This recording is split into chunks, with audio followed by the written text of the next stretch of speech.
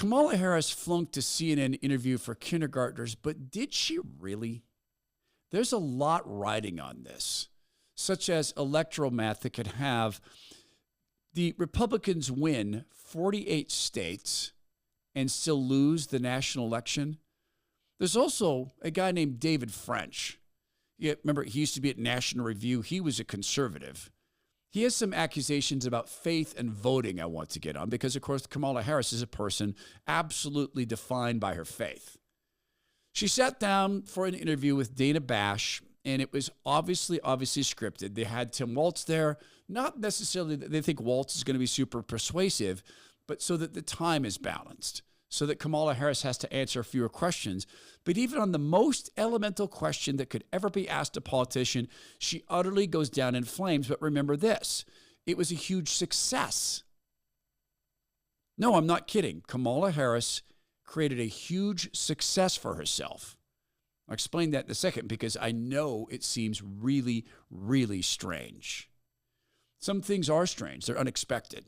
I remember the first time I had actual farm-to-table eggs and meat. First time. I can remember thinking, what's the big deal? Everybody says this is a big deal. And it was actually a life-changing event. The eggs came out from our neighbor's, chicken coop, brought into the house and cooked. The beef had been slaughtered the day before. I'd never had anything like this, and I was 14 years old. When it was cooked and set before us, it was just good old breakfast. It's farm breakfast. But I remember going, okay, I get it. The eggs were that much better, that much fresher, and full of taste. And it really changed me. Like, this is the things I want to have. Here's another big change for me. I was taught that it was omega-3 oils that made all the difference in fitness. I went home the other day and I looked, and you know what? I have like 4 bottles of fish omega-3s. And I rarely don't use the supplements that I buy. But I went and found all these bottles and I was laughing. There's like 400 pills there. Why did I stop taking them? Because they didn't do anything for me. They made no difference. So when I tried Native Path Krill, which is not fish-based, it's a crustacean, I had the same exact expectation, nothing. So when it actually fought inflammation in my body, it actually changed me from having to take ibuprofen. I can tell you I sat here the next day legitimately stunned. Talking about this with the same enthusiasm I have now, I just understand it better. In addition to fighting inflammation like nothing else, it reduces joint pain, it boosts metabolism, and the reason it's so potent goes back to its antioxidant abilities. It is 6,000 times more potent than vitamin C, 550 times stronger than vitamin E, and it comes from the world's cleanest waters. That is the Antarctic. If you are still taking ibuprofen for inflammation, you are probably poisoning yourself. It destroys your gut lining and it actually causes inflammation. That's right. Ibuprofen causes inflammation. Here's what you can do. Click over right now to nativepathkrill.com/Todd. Go check out the deals they have waiting for you. It's nativepathkrill.com/Todd. And know this because I just did this week. My delivery should be here tomorrow. I bought more and I saved more. I even got free shipping. nativepathkrill.com/Todd. Here's Kamala Harris getting a question that every politician knows they're going to get when they're running for an office like the presidency. If you are elected, what would you do on day one in the White House? Well, there are a number of things. I will tell you, first and foremost, one of my highest priorities is to do what we can to support and strengthen the middle class. When I look at the aspirations, the goals, the ambitions of the American people, I think that people are ready for a new way forward in a way that generations of Americans have been fueled by hope and by optimism. I think, sadly, in the last decade, we have had in the former president someone who has really been pushing an agenda and an environment that is about diminishing the character and the strength of who we are as Americans, really dividing our nation, and I think people are ready to turn the page on that. So what would you do day one? Day one, it's going to be about, one, implementing my plan for what I call an opportunity economy. I've already laid out a number of proposals in that regard. which include what we're going to do to bring down the cost of everyday goods, what we're going to do to invest in America's small businesses. Everything she says is a platitude and a lie, and it's not said well. She's inarticulate. It's like she didn't expect the question. She uses a whole series of filler words. I can see her trying to burn the time. I get that. It's a success. Here's why. She's visibly of darker skin than Dana Bash. Some would say she's black. That's a part of her background she's chosen to emphasize these days rather than her Eastern Indian background.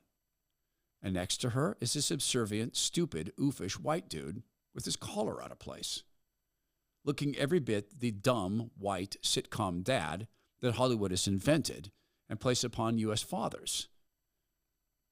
In other words, they're being exactly what they were hired to be. Kamala Harris is there because she gets to talk about her blackness and because she's a female. Tim Walz has that role because he comes from a state they need to win and because he's oofish and subservient to Kamala. In that way, they did exactly what their job description describes.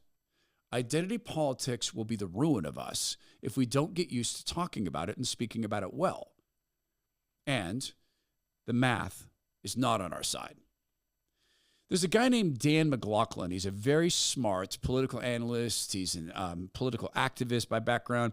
He's a mathematician, and he's great at modeling. He created a scenario in America, and this is what he wrote on Twitter. He's at Baseball Crank on Twitter. I use this hypothetical example. Republican candidate wins 48 states by identical 54 to 46 margins. Democrat wins California, New York, and D.C. by 75 to 25 margins. The Democrat wins the national popular vote. Who should win? Now, obviously, this is an argument we would say for the Electoral College.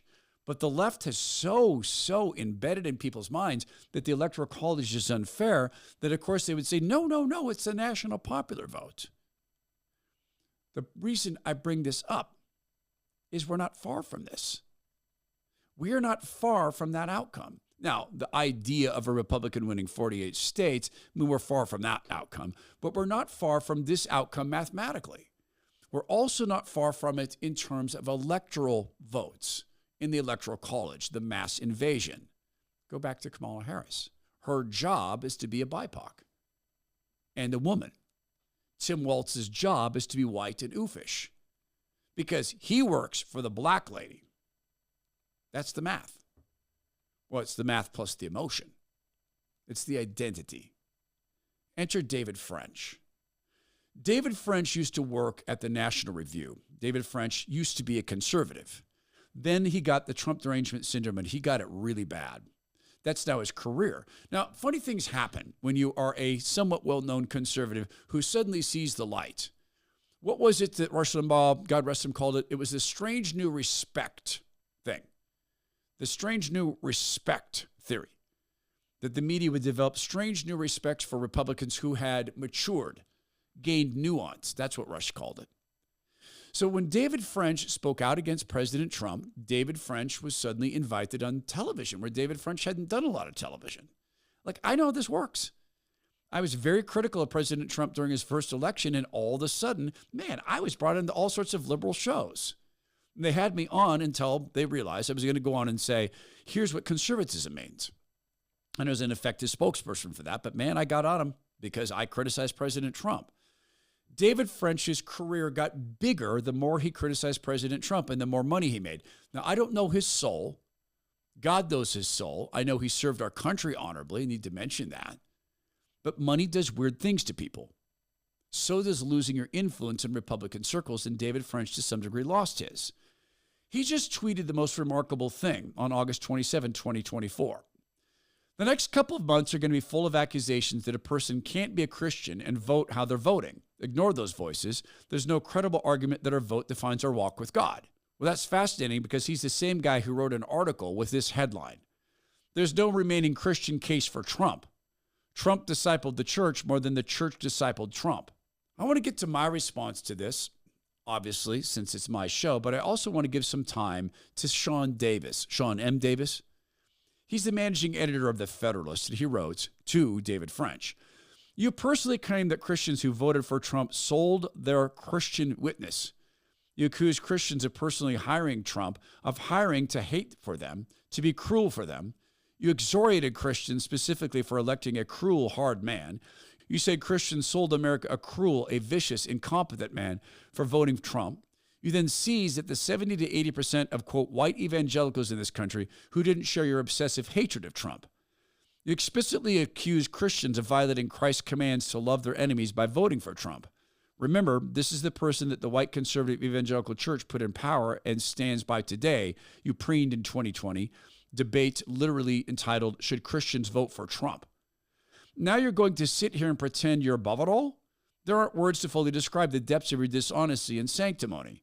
The only proper response to your willful, malicious deceit and your abject hatred of tens of millions of Christians in this country who oppose gay marriage, child sexual mutilation, drag queen story hour, and abortion on demand is simple. Get behind me, Satan."